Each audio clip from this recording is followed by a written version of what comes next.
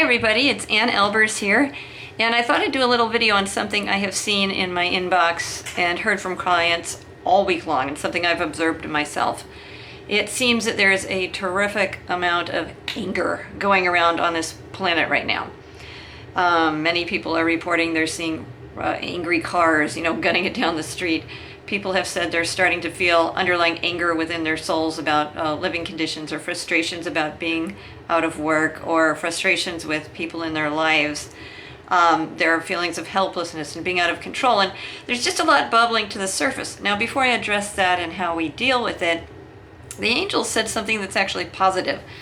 They said, and I've said this in the past in my newsletters, that there is a parasitic vibration that introduced the energy that created this virus onto the earth. And it's meant originally to create separation and fear and to isolate us and to, in a sense, wreak a bit of havoc so that the human race would emit a very strong and negative vibration that this parasitic energy can then live off of.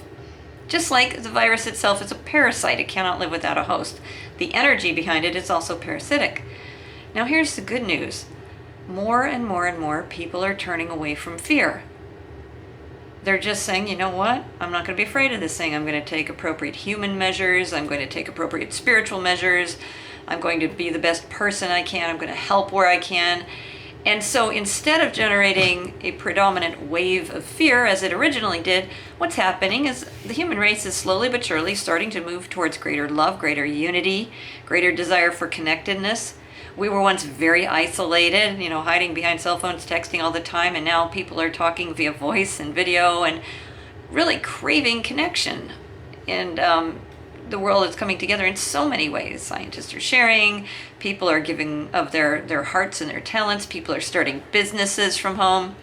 It's catalyzing so much goodness. We're appreciating the people that hold our society up that we never acknowledged before, the delivery people, the clerks, the folks, the medical personnel. So there's so much good coming from this. But what we're experiencing, the angels say right now, is a bit of what you might consider die-off. Not die-off of people, although there are people dying, but a die-off of the vibration that has realized it is unsuccessful. Now, of course, we're not yet seeing the physical effects of that. We always see a change, those of us who are sensitive, in the energy before we see a change in physical reality. It lags. Physical reality is behind energetic vibrational reality, typically. The angels say our physical reality is like hair, what you see on my head. This is what I grew 6 months ago. This is what I grew a year ago. This is what's growing within me now, and what lives inside of Anne in terms of health and well-being at the moment is what you'll see tomorrow growing out of my head. So the physical reality lags a bit behind. But there is a bit of an energetic die-off, a bit of a struggle to survive of this vibration, which is coming up in our human consciousness as triggers for unrest, triggers for frustration, triggers for anger. Now, I know there are very human reasons people are feeling angry. They're stuck inside with one another, of course. People are losing jobs and in food bank lines. Of course, that's frustrating. Nobody's going to debate that there are human frustrations. People are being forced to sit still a bit longer and look at what works in their lives and what doesn't. And as we examine our lives, we're finding that we have to get to know ourselves. And sometimes we're finding things we like, and sometimes we're finding things that aren't working. So there's a lot of human causes for this anger as well. There's a lot of feelings of helplessness, frustration. When are we going to get back to normal?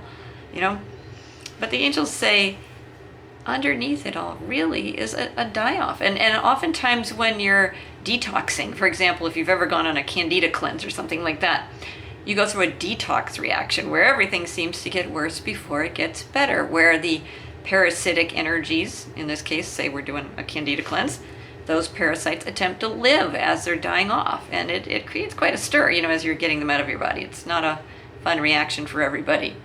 Or if anyone's gone on a liver detox or a digestive detox, there's a bit of die-off that's unpleasant. So we are now entering in that time of energetic die-off.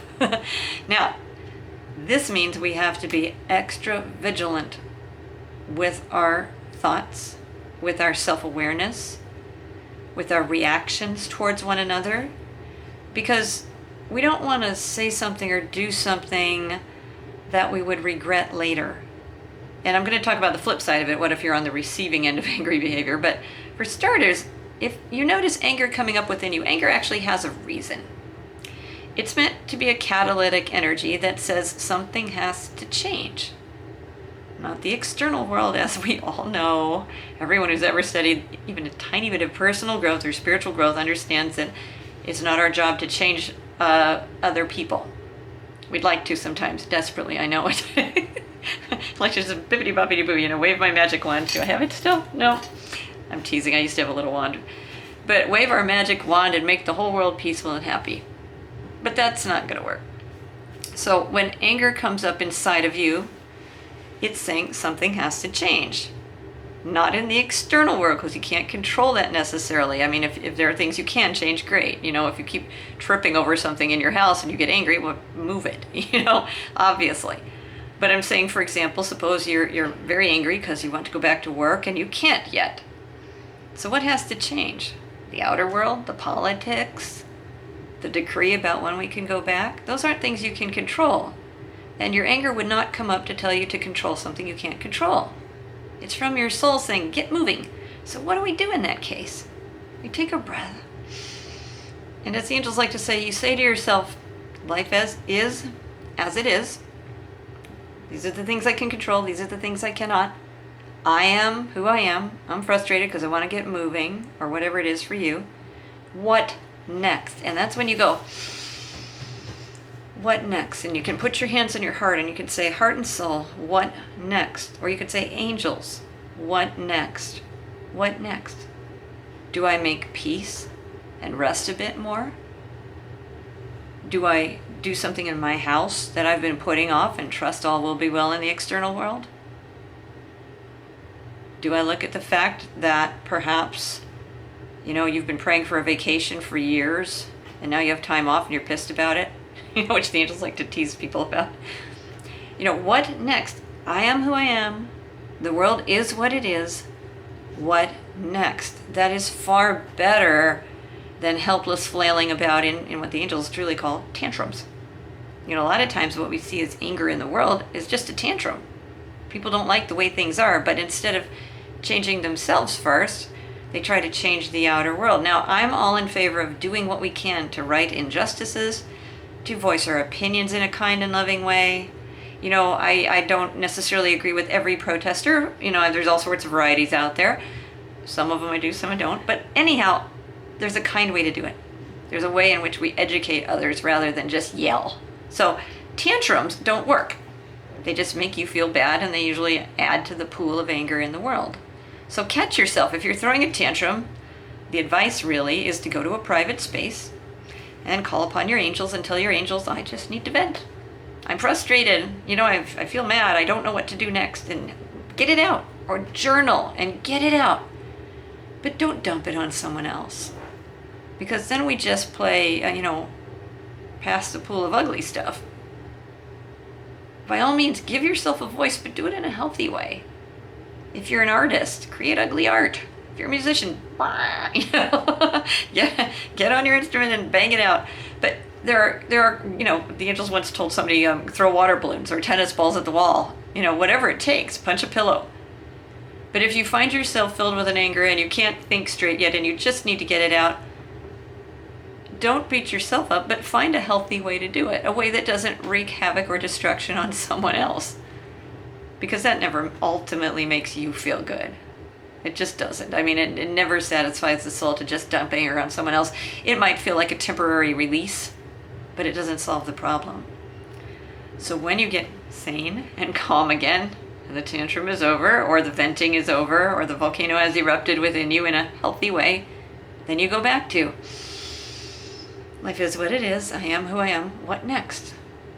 So for example, the angels say there's a lot of people that, it's really hard to watch in food bank lines. And if you're one of them, my heart goes to you. But the angels say maybe, just maybe, because every one of us is in a place where we're wanting to grow. That's why we're on earth, even though we forget it. Maybe, just maybe, this is the time in your life where you'll see that the goodness and kindness of others really does exist for you. That people really do care about others. that it's okay to receive occasionally. You know, I've been in positions in my life where I've had to receive help. Mine were more due to, physical conditions than financial. But for whatever reason, there are times in our lives when we have to, in a sense, swallow our pride and receive. Not easy. But instead of being angry, maybe we could turn to gratitude in those times. There are times when, you're afraid. A lot of people get anger as a distraction for fear. For example, you're off work, you don't know when you're going to get back on work, you don't know if you're going to be able to pay the bills, and this fear builds up, and I just got to put this fear, I don't want to sit with this fear. This fear is something, fear is going to kill me. I need to feel powerful, and then you get angry. Misplaced anger, because it makes you feel powerful. It would be better and more productive and healing and empowering to sit there and quake in fear. And to just admit to your angels and to God, I am scared. I feel alone. I feel helpless. I don't know what to do. I really want to know you're there, God. I really want to know you're there, angels. I really want to connect with you more deeply so I never have to have this kind of fear again. And you sit with it. Again, I haven't had my lessons so much in finances, but I've had them in health areas. And, last year I had this giant infection. It came after a prayer where I told God, basically, if there's anything preventing me from channeling your healing energy, please get it out by the roots. And I immediately broke out in an infection that was so vicious that I had to go on antibiotics, which I never do, and it was still raging. And I shook and I shook and I said, I want to know the light is stronger than the dark. And I prayed. And I not only beat it with a variety of, healthy substances, because the antibiotics didn't get rid of it. This wasn't going to go until I got my vibration right. But when I got in that space of there's nothing but love and nothing but light, it went away, and I've never had that debilitating fear since. Sometimes you have to just be with it. And it's hard to be with uncomfortable feelings. It's hard to sit with them. It's hard to not distract in anger or busyness. But see, a lot of people right now can't be as busy as usual. And so how do we distract when we feel uncomfortable? We find other ways. There's some people drinking all day now. Day drinking apparently has gone way up. But there are healthy ways you can distract if it's too much for you. Learn something. Do something positive. But better still, feel the fear. Just be with it. And call upon your angels and breathe. And learn the breathing techniques that trigger the vagus nerve. It's real simple. Breathe in. Breathe out really slow, as if you're a balloon deflating.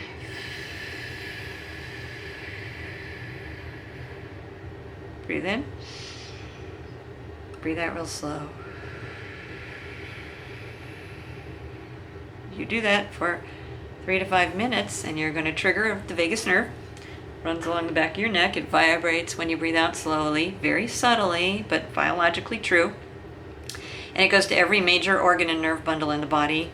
And it tells the entire body, when it starts to vibrate like that, peace, rest, digest. This is biology now. This is not spirituality. This is biology. You can go to YouTube and Google VAGUS, vagus, not Las Vegas, nerve, and learn various techniques. The old wives' remedy of putting a cool compress on the face of an angry child works because that cool water triggers the vagus nerve. Humming, chanting, singing, they all trigger the vagus nerve. So there are ways we can calm ourselves when we're fearful. So be with the feelings rather than misplacing them in anger. Now, what if the anger comes from the fact that you are forced to look at something you were avoiding because you were too busy? Like maybe a relationship isn't working. Maybe a job isn't working for you. And that in turn triggers feelings of frustration and helplessness because you can't change it right now. We're all quarantined at the moment. So what do? You start to create. You start to manifest inwardly. You shut your eyes and you say, what would it be like to be happy? What would it be like to have a different job? What would it be like to have peace? What would it be like to have healthy relationships? Keep asking those questions. What would it be like? And your soul will answer and give you feelings. And you shut your eyes and you imagine, what would that feel like? If you like to visualize, that's fine too, but the feeling is more important. And every day you spend time in your inner world,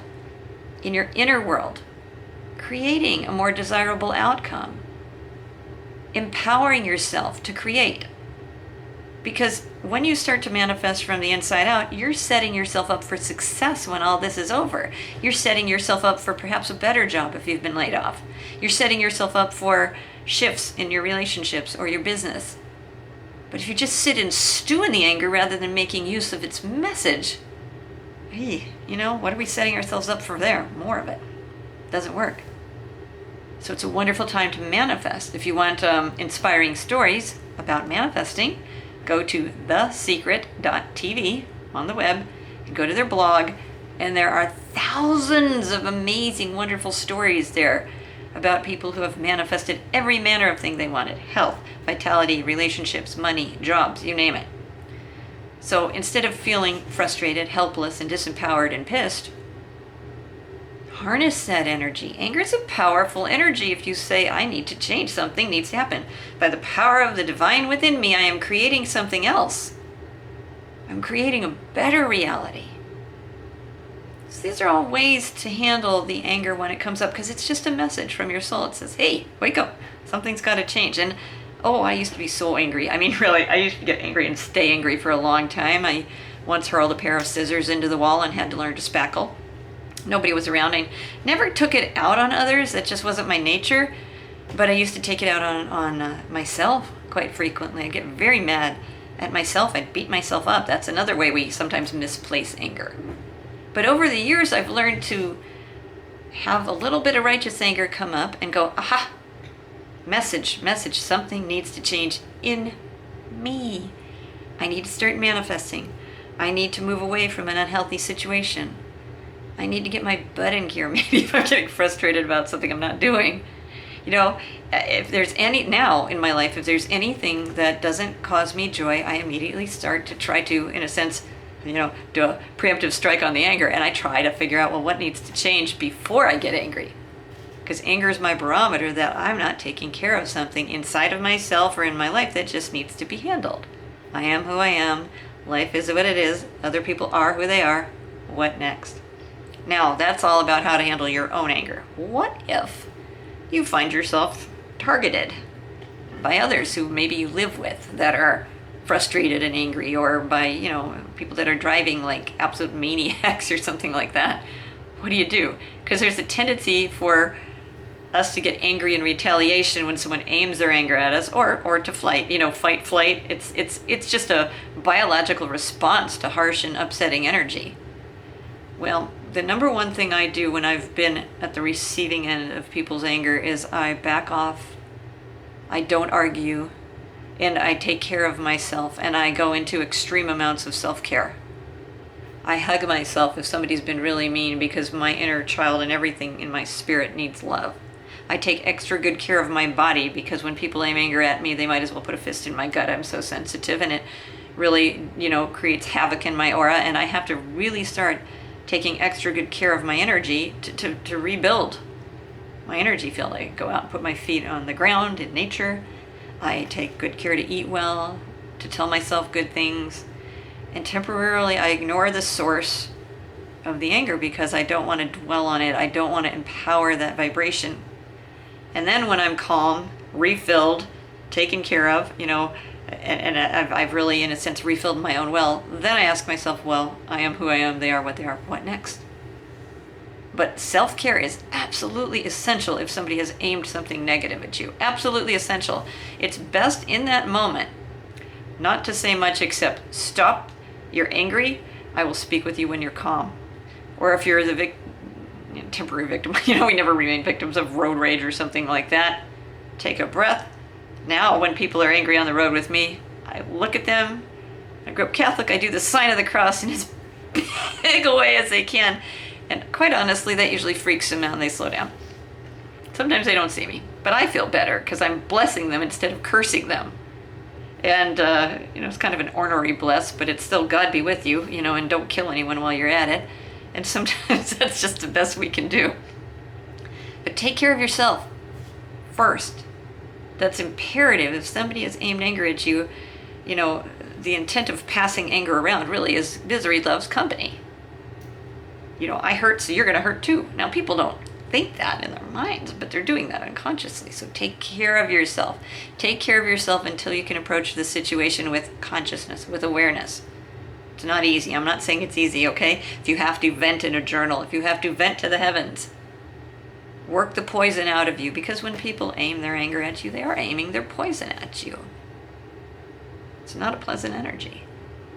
Love yourself extra if somebody has been unloving.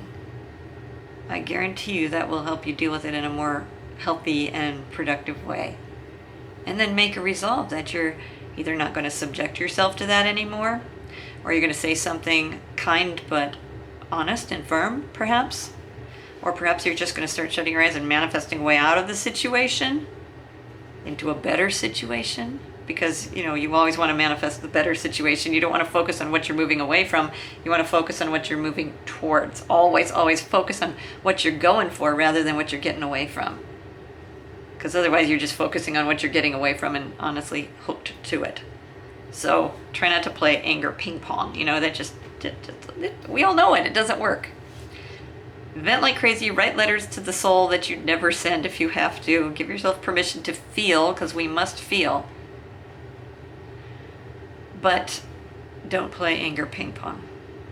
So I hope that helps. I wish you all the most kind and gentle experience of this. I know some of you are in that space, and that's wonderful. But this video is for everybody who's been commenting on the angry vibe on the planet. We can really, truly rise above it if we can remind ourselves that in every moment, no matter what it looks like, there's a blessing. Now, I'm not saying talk yourself out of your anger if you're already angry. If you're already angry, burn it off in a healthy way, get it through you. You can't make yourself not feel. You can't pretend you don't feel something you do. So if you feel that, go ahead and feel it. Just deal with it in a healthy way. But if you're not in that space, you can tend to stay out of it a bit more by focusing with gratitude on the gifts in the moment, on the chance perhaps to rest, on the chance to learn something new, on the chance really to take care of yourself maybe a bit more than you usually can. So try if you can to look for the gifts in the moment, because those gifts will always help you feel better. It will be a better world. This will not go on as long as everybody thinks. We will come out of it. We will hug again. We will gather again. We will look at the eyes of our supermarket clerks and think, my God, there's an angel. We'll never take another doctor or nurse for granted, I hope. We'll look at our neighbors perhaps a bit differently. We'll look at Mother Earth differently and be in awe of how quickly she cleaned herself. There will be more people working from home and less commuting, and therefore less pollution. So this too shall pass. It's not going to go on forever. I hope this helps you. I hope this empowers you. I am going to do a short gaze for those of you who aren't familiar with it. Gazing is where I surrender in silent presence to, or whatever you consider the source of love to be.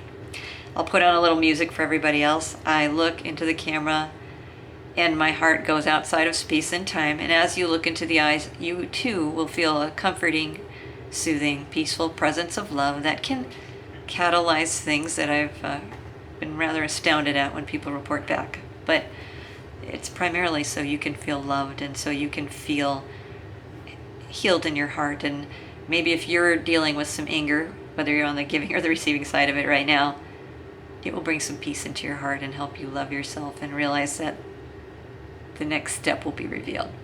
So I'm going to turn the music on and just enjoy. Look in the eyes. Enjoy.